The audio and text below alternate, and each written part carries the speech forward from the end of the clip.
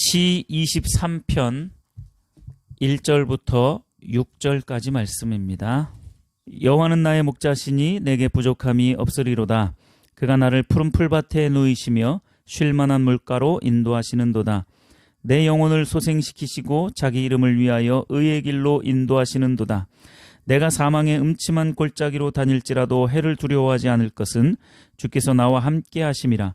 주의 지팡이와 막대기가 나를 안위하시나이다. 주께서 내 원수의 목전에서 내게 상을 차려주시고 기름을 내 머리에 부으셨으니 내 잔이 넘치나이다.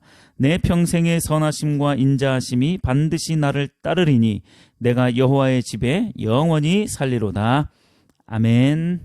자, 오늘 이 본문 말씀을 통해서 유일한 공급자라는 제목으로 말씀을 함께 나누도록 하겠습니다. 오늘은 크게 두 가지를 말씀을 통해서 나누도록 하겠습니다. 첫 번째는 우리 모두가 믿는 하나님이 나의 유일한 공급자이신가? 라는 이 질문이고요. 두 번째는 하나님께서 공급하신다라는 말의 의미와 목적이 무엇이냐? 이 두 가지를 함께 살펴볼 것입니다. 시편 23편 1절 말씀에 보면 여호와는 나의 목자시니 내가 부족함이 없으리로다. 이렇게 고백을 하고 있는 말씀이 있습니다. 이 말은 여호와는 나의 공급자이십니다 라는 말과 똑같은 말입니다. 부족함 없이 공급하시는 여호와 하나님 때문에 만족하고 있는 다윗의 솔직한 고백입니다.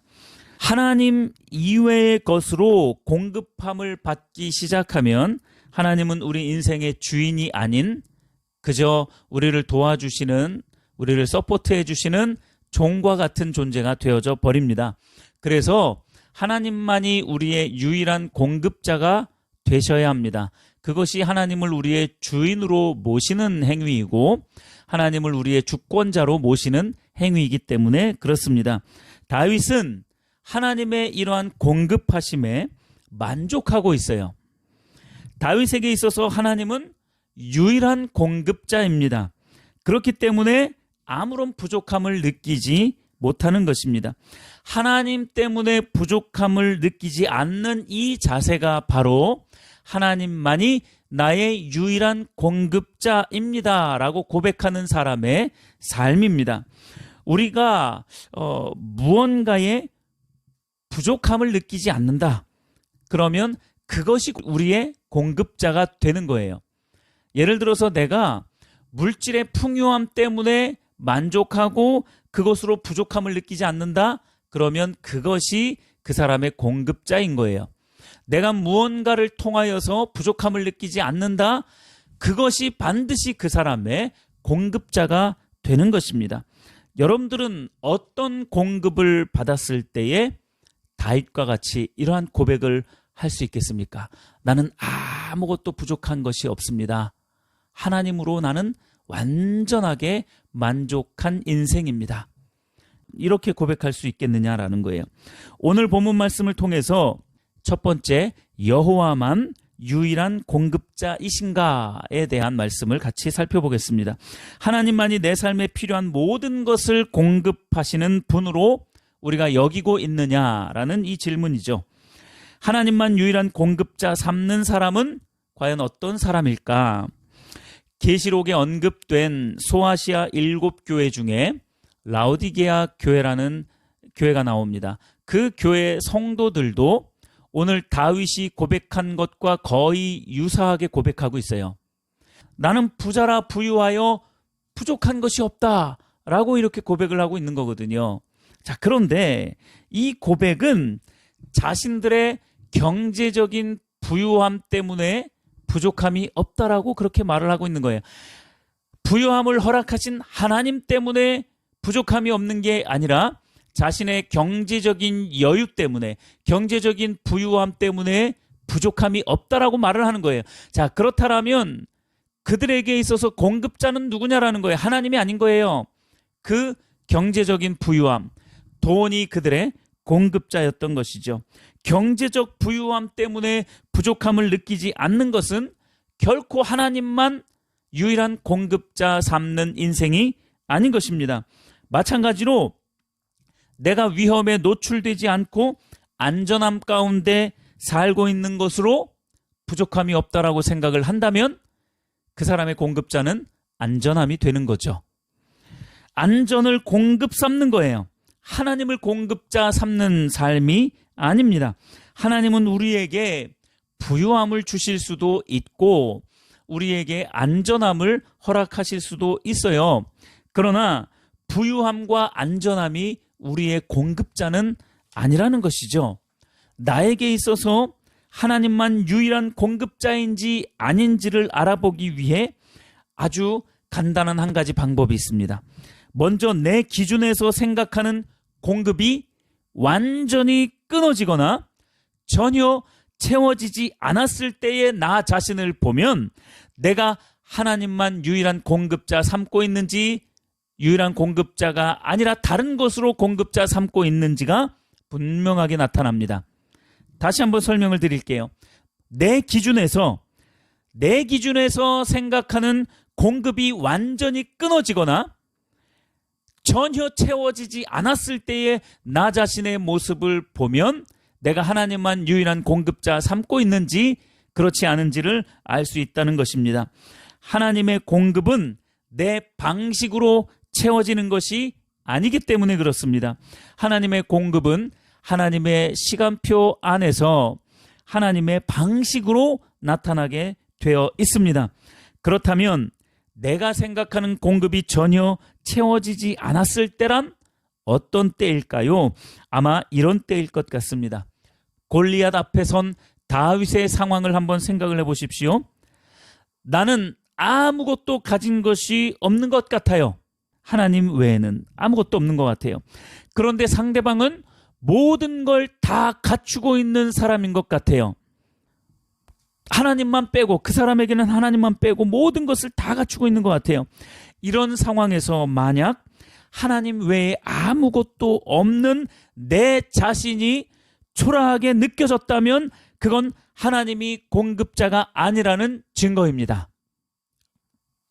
모든 좋은 것을 다 갖추고 있는 상대방이 마치 태산처럼 마치 골리앗처럼 느껴졌다면 그에게 하나님만이 유일한 공급자가 아니라는 증거가 되어지는 거예요. 다른 무언가 세상적인 공급이 주어져야 그것이 채워져야 공급되어졌다라고 생각하고 그것으로 말미암아 부족함을 느끼지 않는, 그래서 그것으로 만족함을 삼는 사람은 전혀 하나님을 유일한 공급자로 삼는 사람이 아니라는 뜻입니다. 인생의 쓴맛 단맛 다 보고 철저히 짓밟히고 자존심이 땅바닥에 떨어져서 처참하게 짓이겨졌을 때 정말 하나님이 내 공급자이신지가 드러나게 된다는 거예요. 나에게 있는 모든 근본이 다 무너졌다라고 생각이 되어지는 그러한 때에, 아무것도 없는 빈 상태가 되었다라고 여겨지는 그러한 때에 과연 내가 하나님을 나의 유일한 공급자로 삼고 있느냐, 다른 무엇으로 공급자 삼고 있느냐가 드러나게 되어진다는 것입니다. 내 인생이 바닥 끝까지 떨어졌다고 느껴질 때, 내게 남은 재정이 전혀 없을 때, 사방의 적들이 나를 우겨싸고 있다고 느껴질 때, 내게 더 이상 아무런 소망이 없고 기댈 것도 없다고 생각이 될 때, 그 상황 속에서 나는 과연 하나님만 유일한 공급자 삼고 있는가? 이게 드러난다는 거예요. 이게 너무나도 중요한 부분입니다. 진정 하나님만 나의 공급자라고 믿는 자의 초점은 하나님께서 무엇을 공급해 주셨느냐, 즉 공급하시는 공급의 종류에 있지 않아요. 거기에 초점이 맞추어져 있지 않습니다. 공급하실 하나님에게 모든 초점이 맞추어져야 하는 줄 믿으시길 바랍니다. 모든 초점이 하나님께만 맞추어져 있기 때문에 공급하실 것을 확실하게 믿지만 공급하시든 공급하지 않으시든 상관없어요. 상관없이 오직 하나님 한 분만을 바라볼 수 있어요. 오직 하나님 한 분만을 내 인생의 유일한 목적 삼을 수 있는 겁니다. 그러한 자에게 하나님은 유일한 공급자가 되시는 줄 믿으시길 바랍니다. 여러분, 그걸 우리가 믿어야 돼요. 이처럼 하나님만 유일한 공급자라고 여기며 모든 관심과 초점을 하나님께 맞추는 것을 보고 우리는 그것을 보고 뭐라고 말할 수 있느냐? 하나님을 전적으로 신뢰한다라고 말하는 거예요. 하나님을 믿는다라고 말하는 겁니다. 하나님을 신앙한다라고 말할 수 있는 거예요. 여러분, 이게 안 되면, 하나님만이 나의 유일한 공급자로 삼는 것이 안 되면 하나님을 전혀 신뢰하지도 믿지도 그리고 신앙하지도 않고 있는 거예요. 무언가 채워졌기 때문에 그 채워진 것으로 부족함이 없다라고 말했다라면 그것이 그 사람의 신뢰하는 것이고 그 사람이 믿는 것이고 그 사람이 신앙하는 거예요. 우리는 분명하게 하나님이 나의 모든 필요를 채우실 것을 우리는 신뢰하지만 믿지만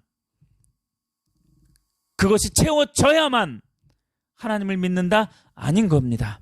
아닌 거예요.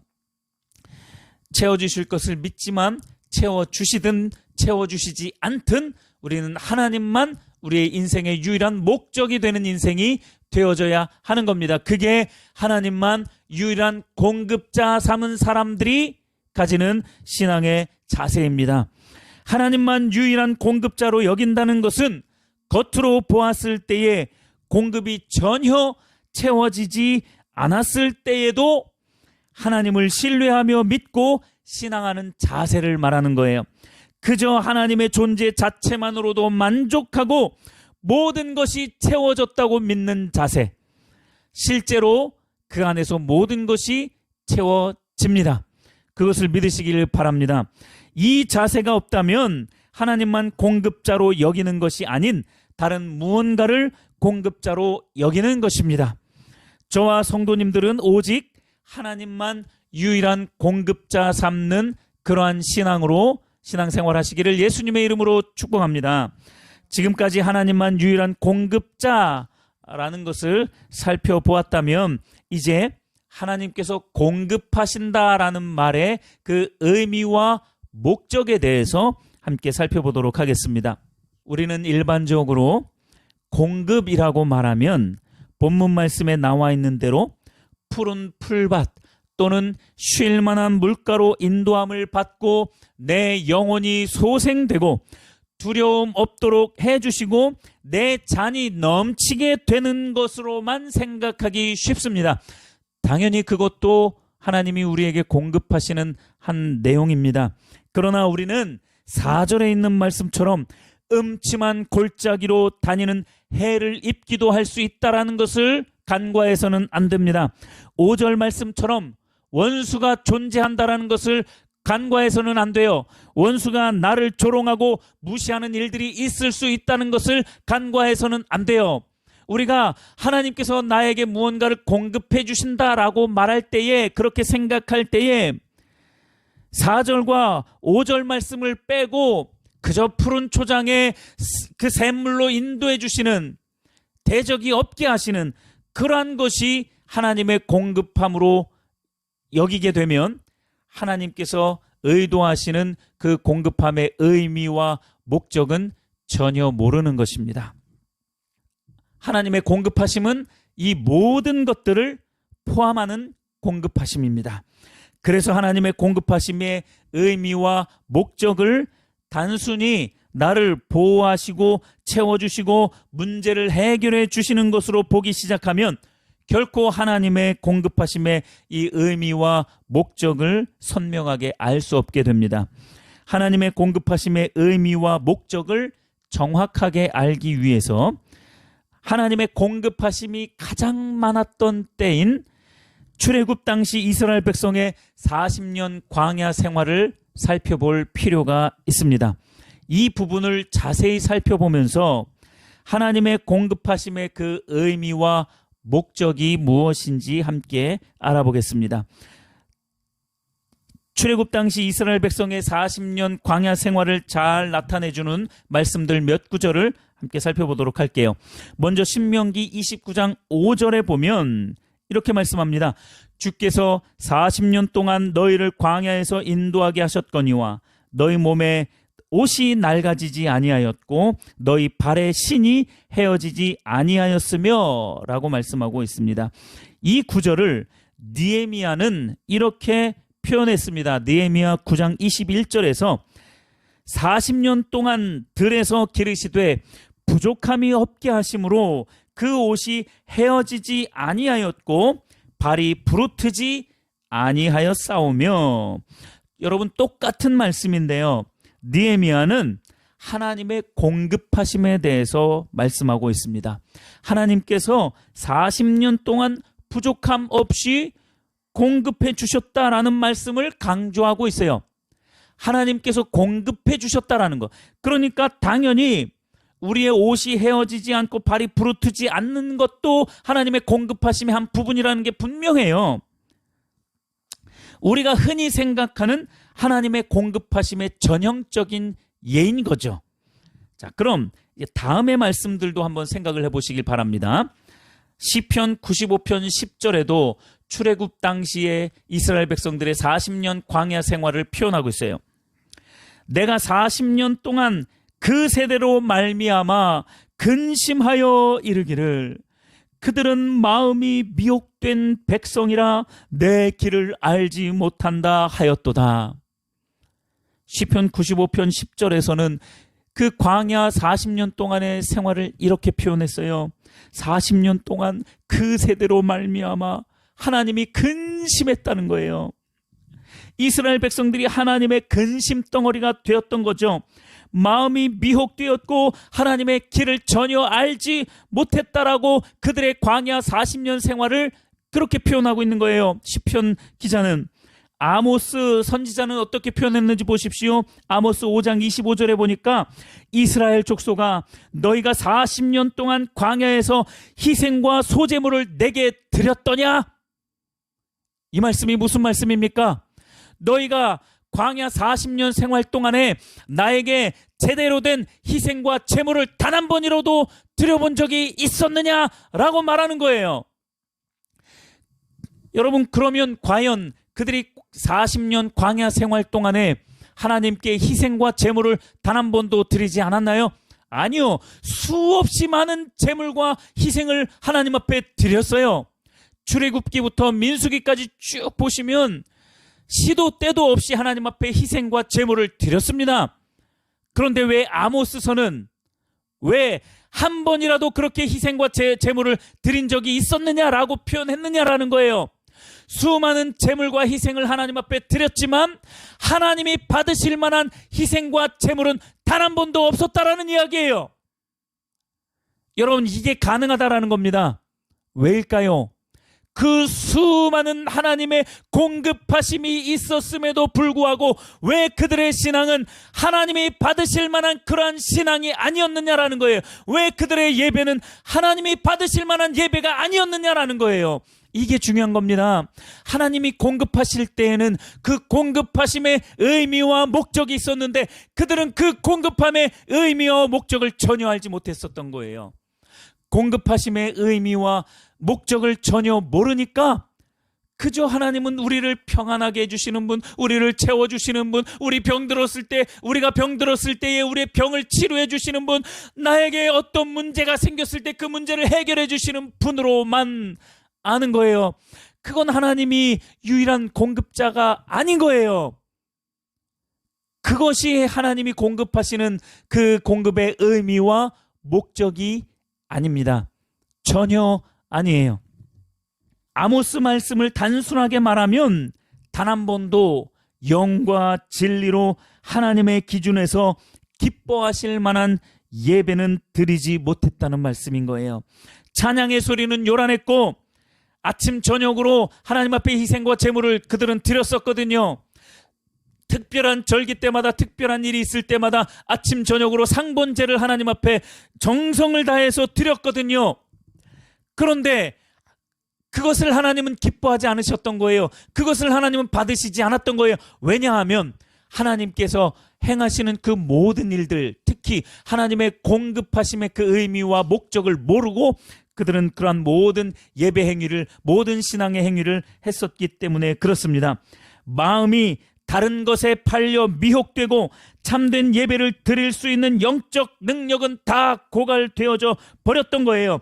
하나님의 공급하심이 가장 많았던 때에 왜 이런 어처구니 없는 일들이 일어나느냐라는 거예요. 이스라엘 백성들은 홍해를 가르시고 불기둥과 구름기둥으로 인도하시고 만나로 먹이시고 옷이 헤어지지 아니하였고 발이 부르트지 않게 하셨던 그 하나님의 이 특별한 공급하심의 이유와 목적을 잘 몰랐기 때문에 그들의 예배는 죽은 예배가 되어졌던 것입니다. 스데반은 사도행전에서 무리들에게 설교하면서 40년 동안 광야 생활을 한 조상들에 대해서 이렇게 표현을 했습니다. 너희 조상과 같이 항상 성령을 거스르는도다. 조상들이 뭘 했다고요? 항상 성령을 거슬렀다라고 표현을 하고 있습니다. 스데반 집사는 40년 광야 생활했던 이스라엘 백성들이 항상 성령을 거슬렀다라고 말씀을 하고 있어요. 성령을 거스르는 일은 하나님의 뜻에서 어긋났다라는 거예요. 성령을 회방하는 죄라고 이전 성경에서는 그렇게 표현하고 있습니다. 하나님은 하나님의 자녀요 백성들에게 특별한 공급하심을 베푸신 이유가 뭐였었냐면 하나님의 길로 행하며 하나님 자신과 친밀한 교제를 하고 하나님의 음성을 들음으로 하나님의 뜻을 분별하고 거룩한 하나님의 나라가 되어지기를 원하셨습니다. 그랬기 때문에 하나님은 그들에게 무한한 공급을 해주셨던 거예요. 그 공급을 통하여서 그들이 그것을 알기를 바랬는데 그들은 그 공급함에만 눈이, 모든 초점이 팔려져 있었던 겁니다.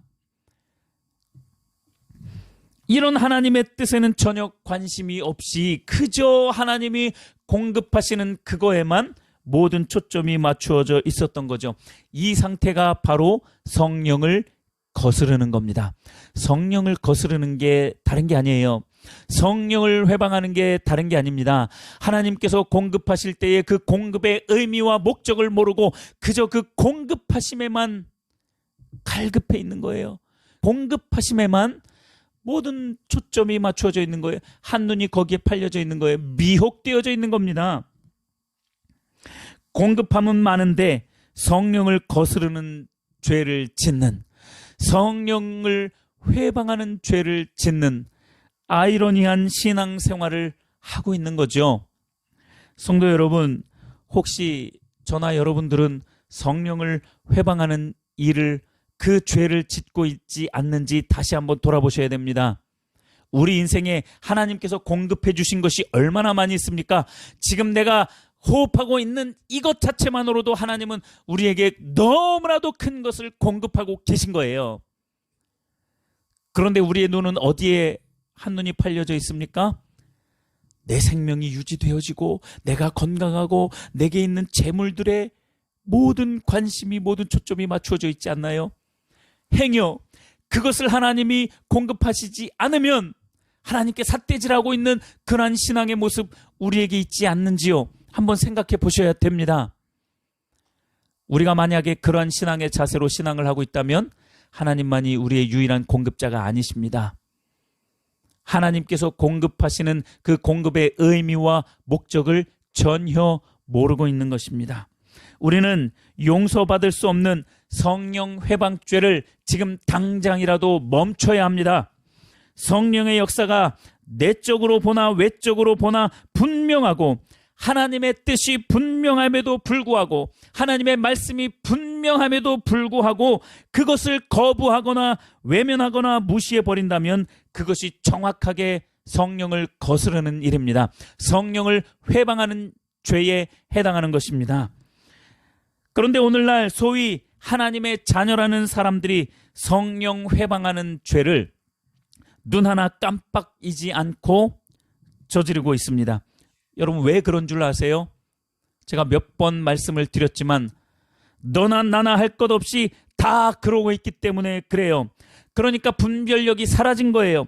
정직과 거룩과 순결과 겸손과 온유와 긍휼과 정의로운 마음은 온데간데 없이 다 자기 기준에 따라 판단하고 자기 유익에 따라 행동하기 때문에 그렇습니다. 어디를 둘러봐도 하나님의 거룩하심을 가지고 정직하게 신앙생활하고 있는 사람들이 잘 안 보이니까 너나 나나 할 것 없이 다 그렇게 살고 있으니까 성령 회방하는 죄를 눈 하나 깜짝이지 않고 저지르고 있는 것입니다. 이처럼 성령 회방하는 죄를 눈 하나 깜빡이지 않고 저지르고 있는 이들이 희생과 제물을 드리고 있는 거예요. 예배를 드리고 있는 것입니다. 눈 가리고 아웅하는 시기죠. 이런 신앙의 모습으로 교회당에 와서 1시간, 2시간 예배를 드렸다고 해서 그게 예배냐라는 거예요. 예배가 아닌 겁니다. 그러니까 아모스 선지자든 사도행전의 스데반 집사든 그들의 예배는 하나님이 전혀 받으시지 않으시고 오히려 성령을 회방하는 죄를 짓고 있다라고 그렇게 말씀하고 있는 거예요. 이 문제의 원인이 어디에 있는지 잘 보셔야 합니다. 이 문제의 원인이 어디에 있느냐? 하나님의 공급하심의 의미를 모르고 그 목적을 몰랐기 때문에 그렇습니다. 하나님께서 우리에게 공급하시는 목적은 잘 먹고 잘 살고 경제적 부유함을 누리면서 건강하고 행복하게 살라는 데 있지 않습니다. 하나님이 우리에게 무언가 공급하실 때에 우리에게 수많은 것들을 공급하시는데 그 공급하시는 이유와 목적은, 그 의미와 목적은 무엇이냐? 오직 하나님 자신에게로 우리 모두를 인도하시기 위함인 줄 믿으시길 바랍니다. 하나님은 우리를 하나님 자신에게로 인도하셔서 친밀한 사랑의 교제를 나누고 싶으신 거예요. 출애굽기 19장 4절 말씀에 보면 내가 애굽 사람에게 어떻게 행하였음과 내가 어떻게 독수리 날개로 너희를 업어 내게로 인도하였음을 너희가 보았느니라 하고 말씀하고 있어요. 하나님은 언제나 우리 모두를 하나님 자신에게로 인도하고 계십니다. 그게 하나님이 우리에게 온갖 것으로 공급하시는 목적입니다. 끝으로 시편 106편 15절 말씀을 묵상하며 마치겠습니다. 그러므로 여호와께서는 그들이 요구한 것을 그들에게 주셨을지라도 그들의 영혼은 쇠약하게 하셨도다. 하나님의 공급하심의 의미와 목적을 잘 모르면 요구한 모든 것은 받아 누릴 수 있지만 내 영혼은 파리해져서 죽어가는 신세가 되고 맙니다. 저는 이 말씀을 항상 마음에 새겨두고 있습니다. 내 영혼이 가장 복될 수 있는 방법은 하나님께서 공급하시는 그 무엇이 아니라 오직 하나님 자신께 내 모든 목적을 두는 것에 있음을 알기 때문에 그렇습니다. 하나님의 공급하심은 내가 요구한 것이 다 이루어지거나 내가 바라는 모든 것들이 채워지는 것이 아닙니다. 그런 것들이 내 인생에 가득 채워진다 한들 하나님이 내 마음의 변두리로 밀려난다면 모든 공급은 역으로 나 자신을 공격하는 무기가 되고 말 것입니다. 우리가 시편 23편 말씀을 묵상할 때 묵상의 초점을 1절에서 3절에만 두지 마십시오. 1절부터 3절까지도 너무 중요하지만 가장 중요한 말씀은 4절 중간에 있는 말씀, 주께서 나와 함께 하심이라와 6절 끝부분에 고백되어 있는 내가 여호와의 집에 영원히 살리로다는 이 두 구절의 말씀입니다. 하나님께서 우리에게 무엇을 공급해 주시느냐? 거기에 우리의 관심과 초점이 맞추어져 있으면 안 돼요. 오직 하나님 자신께 우리의 모든 관심과 초점이 맞추어져 있어야 그 안에서 하나님께서 진정으로 공급하시고자 하시는 공급이 풍성하게 우리에게 주어진다는 것을 우리는 반드시 기억해야 할 줄로 믿습니다. 저와 여러분의 유일한 공급자는 오직 하나님 한 분뿐이심을 기억하면서 하나님의 공급하심의 목적은 저와 여러분들을 하나님 자신에게로 인도하시기 위한 것임을 또한 마음판에 새기셔야 합니다. 우리의 신앙이 하나님의 뜻과 목적대로 온전해지기를 간절히 바라면서 말씀을 마무리하겠습니다.